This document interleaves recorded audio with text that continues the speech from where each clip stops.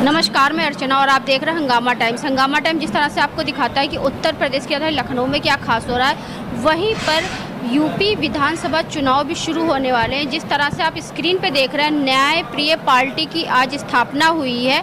हमारे साथ में राष्ट्रीय अध्यक्ष राजकुमार वाजपेयी जी से हम बात करेंगे कि क्या कहना चाहेंगे जिस तरह से न्याय प्रिय पार्टी की आज स्थापना हुई। सर, आपका बहुत बहुत स्वागत। नमस्कार, बहुत बहुत धन्यवाद। आप आए और इस महत्वपूर्ण विषय पे आपने चर्चा की।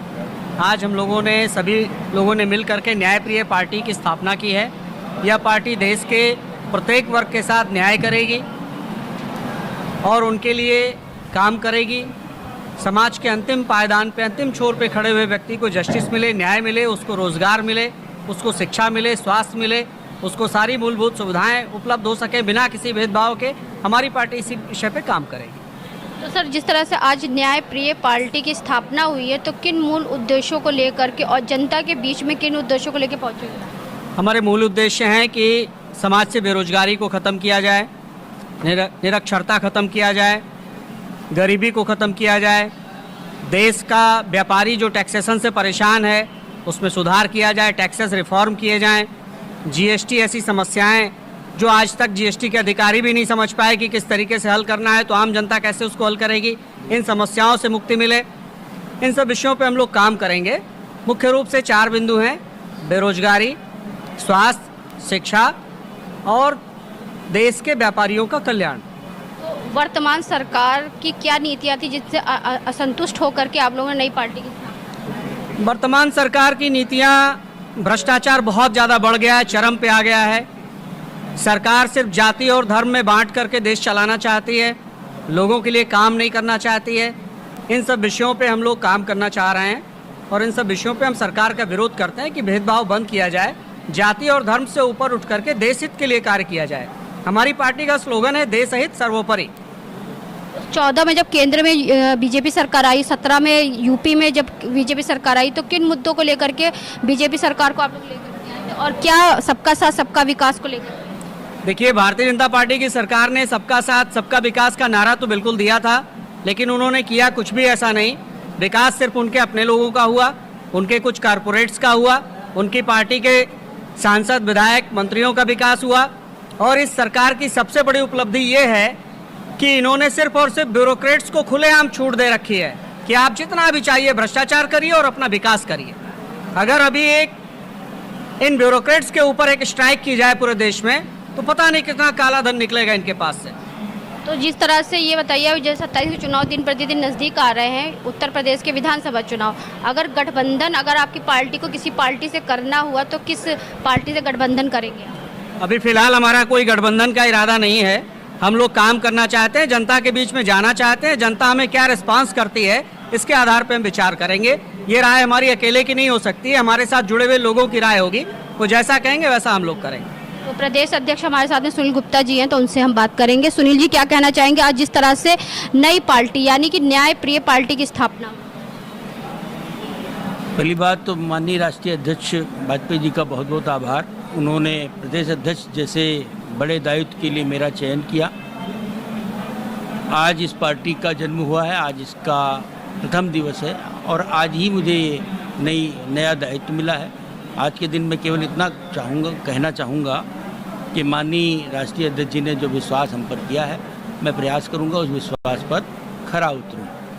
विगत कई सालों से तो आप हमेशा बीजेपी के सपोर्टर रहे, लेकिन अब बीजेपी के खिलाफ आप एक उतरेंगे, यानी कि अभी तक बीजेपी के पक्ष में थे, अब बीजेपी के विपक्ष में उतरेंगे, तो क्या कहना? देखिए, बात यह है कि हमें से किसी ने ये नहीं कहा कि हम किसी पार्टी के पक्ष में हैं या किसी पार्टी के विरोध में हैं।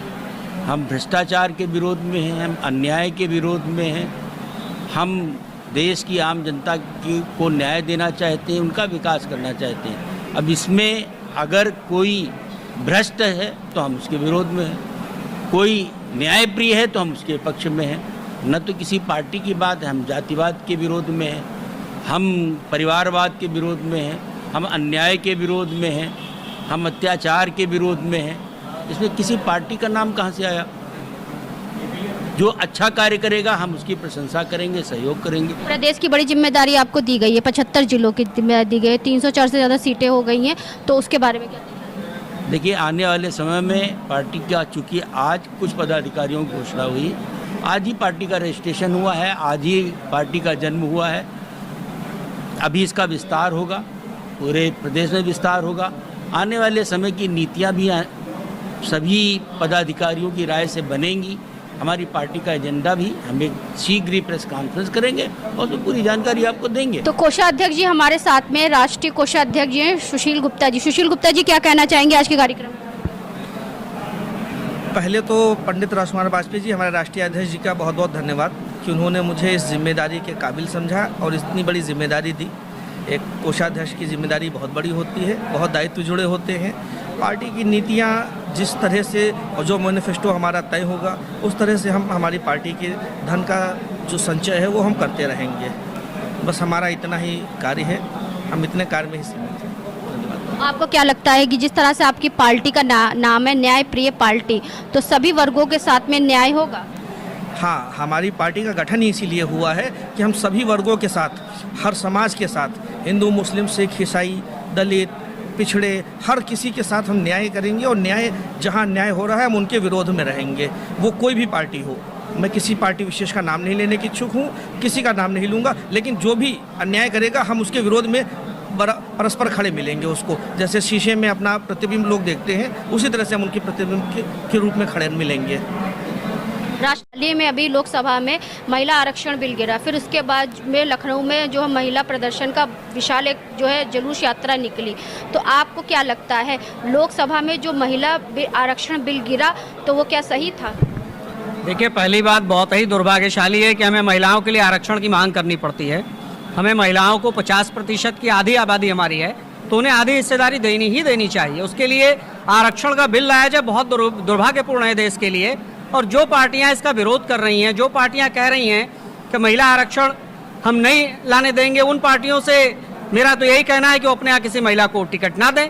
और जो पार्टी इसको लेकर आई है, जो पार्टी कह रही है कि हाँ हमें महिला आरक्षण की आवश्यकता थी, देश को महिला आरक्षण की आवश्यकता है, जैसा कि भाजपा कह रही है, तो भाजपा को अपने किसी महिला को प्रधानमंत्री बना देना चाहिए और आधी सीटों पर महिलाओं को डिक्लेयर कर देना चाहिए, उनको आधी सीटें दे देनी चाहिए। यही सबसे उत्तम उपाय यही है।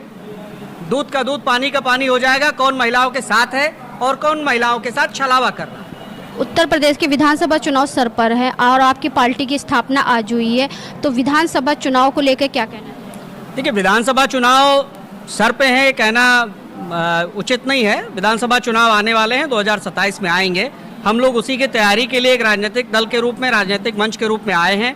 हमें जहाँ से भी उचित उम्मीदवार मिलेंगे, हमारी पार्टी का तो ये कहना है कि हम 50% महिलाओं को टिकट देंगे और ये साबित करेंगे कि नहीं, महिलाएं आरक्षण की हकदार नहीं है बल्कि पूरी बराबरी और भागीदारी की हकदार हैं। तो इस तरीके से हम लोग चुनाव को फेस करेंगे आने वाले समय में। तो राष्ट्रीय महासचिव हमारे साथ में है, तो सर क्या कहना चाहेंगे आज जिस तरह से आपकी पार्टी की स्थापना हुई है? सबसे पहले तो मैं न्यायप्रिय पार्टी के राष्ट्रीय अध्यक्ष जी की बहुत बहुत धन्यवाद दूंगा, जिन्होंने हमें इस दायित्व के लिए चुना और ये दायित्व दिया। और जिन जिन नीतियों पे